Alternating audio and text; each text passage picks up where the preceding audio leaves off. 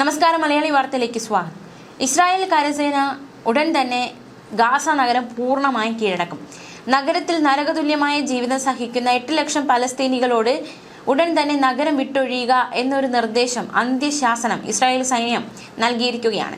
Gaza city പിടിച്ചടക്കാനുള്ള ഇസ്രായേലിന്റെ സൈനിക നടപടി തടയാൻ ഹമാസിന്റെ കൈവശമുള്ള ബന്ദികളെ രഹസ്യ നിന്നും വീടുകളിലേക്കും ടെന്റുകളിലേക്കും മാറ്റിയതായി റിപ്പോർട്ടുകൾ പുറത്തുവരികയാണ്. ഹമാസ് പുറത്തുവിട്ട ഒരു വീഡിയോയിൽ ബന്ദിയായ തന്റെ മകൻ ഗിൽബോബ ദലാൽ ഒരു കാറിന്റെ പിൻസീറ്റിൽ ഇരിക്കുന്നതായി അവന്റെ അമ്മ വെളിപ്പെടുത്തി.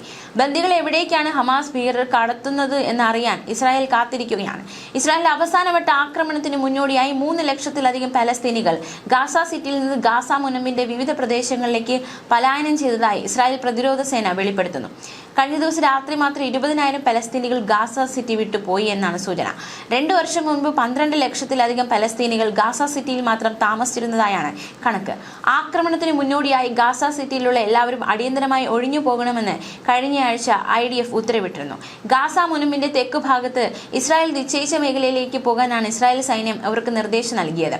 ഇതേസമയം തന്നെ ഹമാസ് നേതാക്കളെ തിരഞ്ഞുപിടിച്ച് കൊല ചെയ്യാനുള്ള നീക്കത്തിലാണ് ഇസ്രായേൽ സൈന്യം.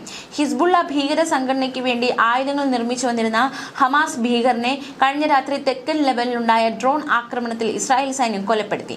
പലസ്തീനികളെ ഗാസ സിറ്റിയിൽ നിന്ന് പുറന്തള്ളാനുള്ള നീക്കം മേഖലയുടെ സുരക്ഷ തകിടം മറിക്കുമെന്ന് ദോഹയിൽ ചേർന്ന അറബ് മുസ്ലിം രാജ്യങ്ങളുടെ നേതൃയോഗം മുന്നറിയിപ്പ് നൽകിയിരുന്നു. പക്ഷേ ഇതെല്ലാം മറികടന്ന് അർദ്ധരാത്രി മുതൽ തന്നെ ഗാസ സിറ്റിയിൽ കൂടുതൽ ശക്തമായ ആക്രമണം ഇസ്രായേൽ തുടങ്ങിയിരുന്നു.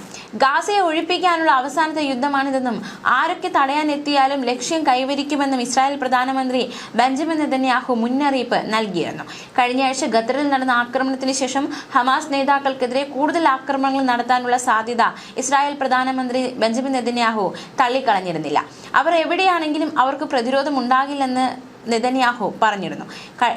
മാത്രമല്ല, ഇസ്രായേൽ ഗാസയിൽ 51ഓളം പേരെ കൊലപ്പെടുത്തി. ഇതിൽ 6 വയസ്സ് മാത്രം പ്രായമുള്ള കുട്ടികൾ, ഇരട്ട കുട്ടികൾ ഉൾപ്പെടെയുള്ളവരെയാണ് കൊലപ്പെടുത്തിയത്.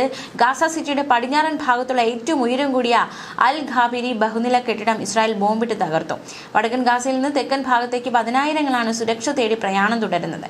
യുദ്ധത്തിൽ തകർന്നടിഞ്ഞ ഗാസ സിറ്റിയിൽ ശേഷിക്കുന്ന ബഹുനില കെട്ടിടങ്ങൾ പൂർണ്ണമായി ബോംബിട്ട് നിരത്താനാണ് ഇസ്രായേലിന്റെ തീരുമാനം.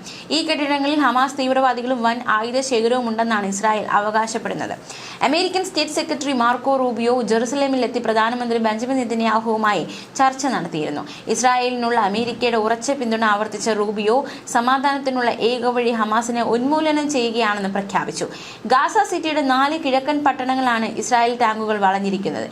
ഇതിൽ 3ഇടങ്ങളും പൂർണ്ണമായും ഇടിച്ചു നിർത്തി കഴിഞ്ഞു. 16 ബഹുനില കെട്ടിടങ്ങളാണ് ഇന്നലെ മാത്രം തകർത്തത്. പടിഞ്ഞാറ് നഗരമധ്യത്തിലേക്കാണ് നിലവിൽ സൈന്യം നീങ്ങുന്നത്.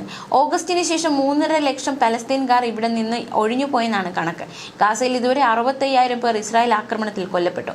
1.25 ലക്ഷം പേർക്ക് പരിക്കേറ്റു. 24 മണിക്കൂറിനുള്ളിൽ പട്ടിണി മൂലം 3 പേർ മരിച്ചതായി പലസ്തീൻ ആരോഗ്യ മന്ത്രാലയം അറിയിച്ചു. ഗാസയിൽ ഇതോടകം പട്ടിണി മൂലം മരിച്ചത് 125 കുട്ടികൾ ഉൾപ്പെടെ 425 പേരാണ്. സമൂഹ മാധ്യമങ്ങളും പത്രമാധ്യമങ്ങളും ഇസ്രായേലിന് അനുകൂലമായ വികാരം ഉണ്ടാക്കാനുള്ള സ്വാധീന പ്രവർത്തനങ്ങൾ ശക്തമാക്കണമെന്നും പ്രധാനമന്ത്രി ബെഞ്ചമിൻ നെതന്യാഹു ആവശ്യപ്പെട്ടു. രാജ്യാന്തര തലത്തിൽ ഇസ്രായേലിനെ സാമ്പത്തികമായി ഒറ്റപ്പെടുത്തുന്നത് നേരിടാനാണിത്.